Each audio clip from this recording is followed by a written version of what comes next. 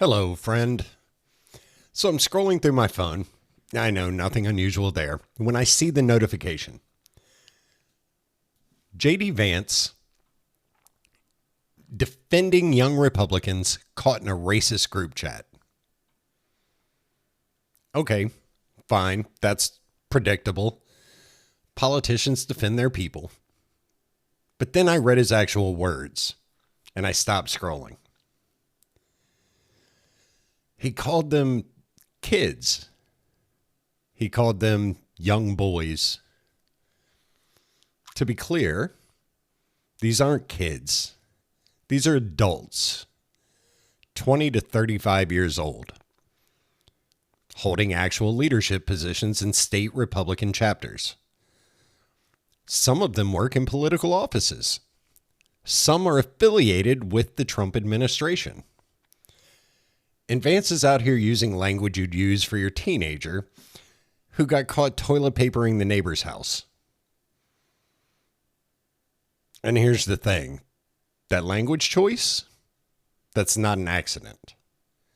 That's a deliberate rhetorical move. You reframe adults as children, and suddenly, racist group chat with repeated use of slurs and jokes about gas chambers becomes stupid things young boys do. It's a linguistics trick to deflect accountability.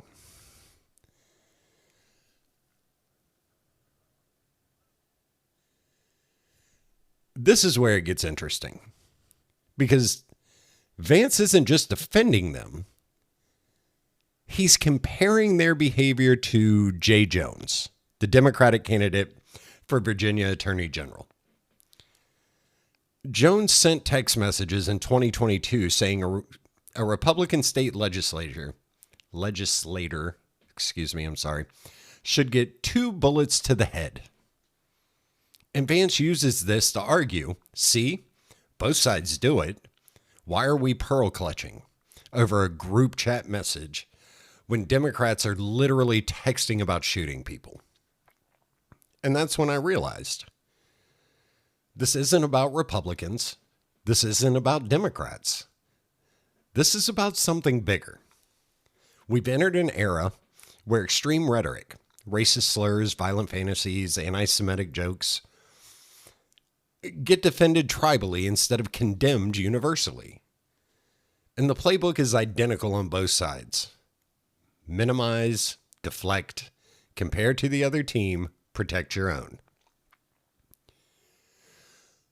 Let me lay out what actually happened here because the details matter. In October 2025, a private Telegram group chat involving leaders of the Young Republican National Federation leaked. The content was disturbing, to say the least. Repeated racial slurs, declarations like, "I love Hitler," jokes about political opponents being placed in gas chambers, and threats of sexual violence. These weren't anonymous internet trolls. These were people holding leadership positions in state chapters across New York, Kansas, Arizona, and Vermont. The Young Republican National Federation itself issued a statement calling the exchanges, quote, unbecoming of any Republican, and urged those involved to resign or be removed. Several members lost their positions or stepped down. But J.D. Vance, he dismissed the controversy. He refused to, quote, join the pearl clutching. He framed the outrage as moral overreach and argued that offensive jokes made in private group chats shouldn't be sufficient grounds to ruin lives. His exact framing? These are kids doing what young boys do. Now, compare that to Jay Jones. In 2022, Jones, who was a state delegate at the time, sent text messages to a Republican colleague. In those texts, he described a hypothetical scenario where he had 2 bullets and had to choose between shooting then House Speaker Todd Gilbert, Adolf Hitler, or Pol Pot. Jones's conclusion? Gilbert gets both bullets. Quote, 2 bullets to the head. He also made comments about Gilbert's children dying. The text leaked in October 2025, right in the middle of Jones's campaign for Virginia Attorney General. How did Democratic leadership respond? Well, they condemned the language. Senator Tim Kaine called it, quote, completely indefensible. Gubernatorial nominee Abigail Spanberger said she conveyed her, quote, disgust to Jones. The rhetoric was strong.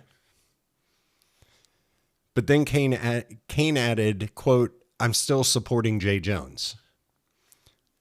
Spanberger distanced herself, but didn't call for him to drop out. Other Virginia Democrats criticized him, but stopped short of asking him to leave the race. And here's the justification some of them gave. President Trump has changed traditional standards of decorum, so we're operating in a new reality. Let me say that again, but try it in a different way. The argument was Trump lowered the bar, so we're not holding our guy to the old standard. And that's the pattern I'm talking about today. Here's what I'm seeing. When political figures on both sides get caught with extreme rhetoric, leadership opts for tribal protection over institutional accountability. Vance's move: call them kids, dismiss it as stupid jokes, pivot to whataboutisms by citing Jay Jones. Democrats? Oh, well, they call it indefensible, express disgust, but keep supporting because the other side is worse and they need to win. Both sides are using the exact same playbook. Condemn the language, just enough to signal disapproval, but protect the person from actual consequences. Frame it as, yes, this is bad, but the real problem is over there. Here's my question. When did our guy said something indefensible stop resulting in consequences and start resulting in deflection? And because this isn't a one-time thing. A few days after the Young Republicans chat leaked, another scandal broke. Paul Ingrazia, Trump's nominee for the office of special counsel, was found to have participated in a separate group chat where he declared he had, quote, a Nazi streak. He suggested Martin Luther King Jr. Day be, quote, tossed into the seventh circle of hell, and he used racial slurs. After bipartisan backlash and lack of Senate GOP support, Ingrazia withdrew his nomination. So we've got multiple incidents across multiple circles, all surfacing within weeks of each other, and the response from leadership on both sides is the same. Minimize, deflect, protect. Now, I can hear you saying, Dave, these aren't equivalent. Racist jokes in a group chat aren't the same as texting about shooting someone. You're right, they're not equivalent. One is violent rhetoric directed at a specific individual. The other is racist and anti-Semitic language that dehumanizes entire groups of people. They're different categories of extreme rhetoric. But here's what they have in common. Both are being defended by leadership using the same rhetorical strategies. And both are being justified through partisan comparison, instead of being condemned on principle. Vance says, look at Jay Jones. Democrats are violent too, so why are we ruining young Republicans' lives over jokes? Democrats say, look at Trump. He's lowered the standards, so we're not going to disqualify our guy for something less bad than what they've normalized. See the pattern? Both sides are using the other side's behavior to excuse their own. It's a race to the bottom. And the institutional norm being eroded is this. Extreme rhetoric should disqualify you from holding or seeking public office, regardless of who you are or what team you're on. Here's where this gets dangerous. When leaders excuse bigotry as youthful folly or violent fantasies as just bad judgment from a good guy, they're not protecting individuals. They're normalizing a precedent. They're signaling that as long as you're loyal to the team, the rules don't apply to you the same way they apply to the other side. Let me give you a hypothetical. Imagine you're hiring someone for a position of authority. Doesn't matter what it is, prosecutor, teacher, law enforcement, whatever. And during the interview, you find out they participated in a group chat where they joked about gas chambers and used racial slurs. Or you find out they sent text messages fantasizing about shooting a colleague and wishing their children would die. Would you hire them? If your answer is no, then why are we defending them when they're running for public office? What's the standard here? Because if the standard is, well, the other side is worse, then we don't have a standard. We have tribalism with extra steps. Here's the part that frustrates me the most. Vance himself acknowledged the risks of digital permanence. He said he would caution his own children to, quote, be careful with what you post. So he knows.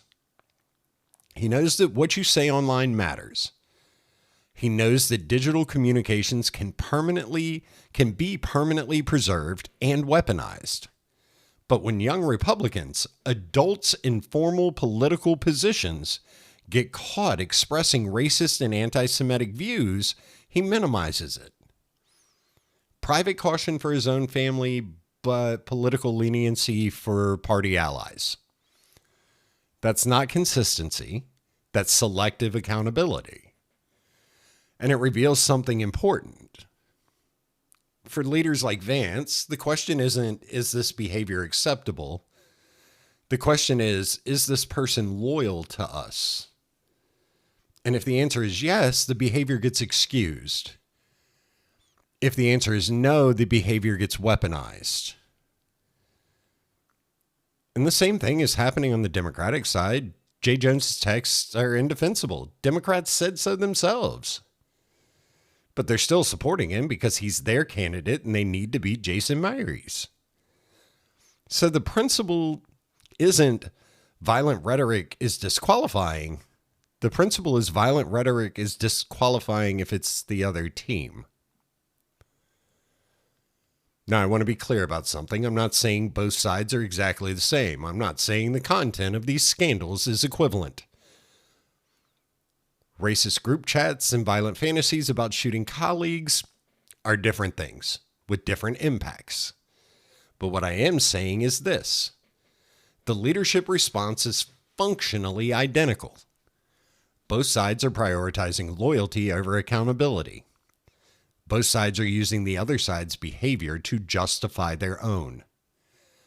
And both sides are eroding the expectation that people seeking public office should be held to basic standards of decency, regardless of party affiliation.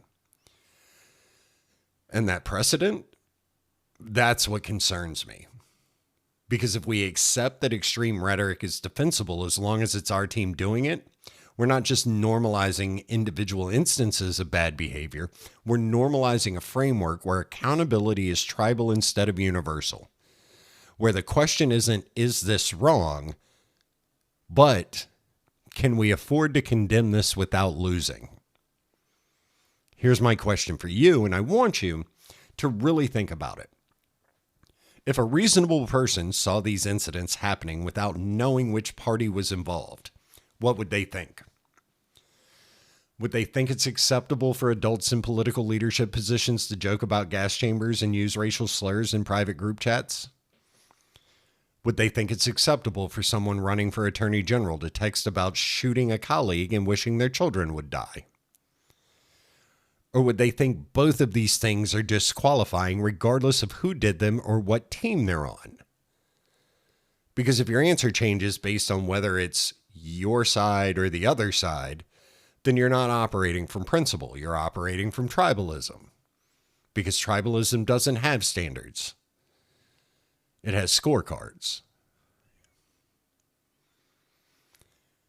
We used to have a bipartisan consensus on this. Extreme rhetoric, violent, racist, anti-Semitic, was supposed to disqualify you.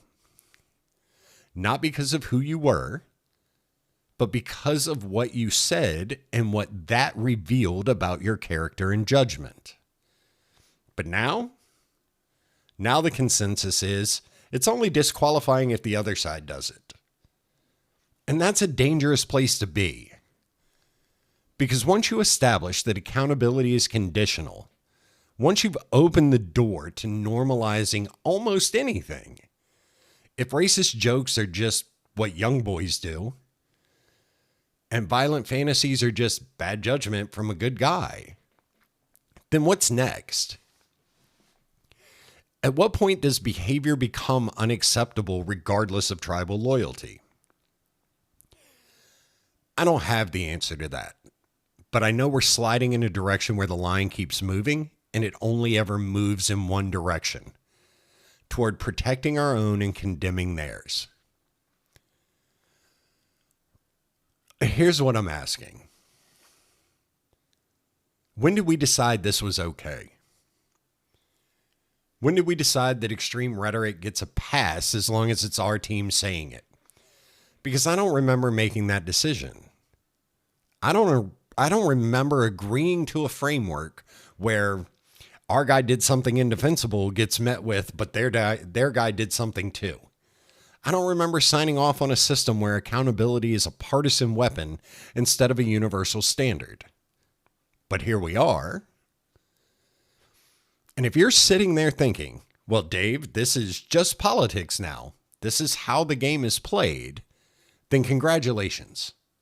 You've accepted the new normal. You've accepted that leadership accountability is dead. And what matters now is winning. And maybe you're right. Maybe that is the new reality. Maybe I'm the one who's out of touch for thinking that racist jokes and violent fantasies should disqualify people from public office, regardless of party. But I'm not ready to accept that yet, because once we accept that, we've given up on something fundamental. We've given up on the idea that there are lines that matter more than winning, that there are standards that transcend tribal loyalty. That character and integrity aren't just talking points, they're actual requirements for leadership. And if we've given up on that, then I don't know what we're building here. Now get off my lawn.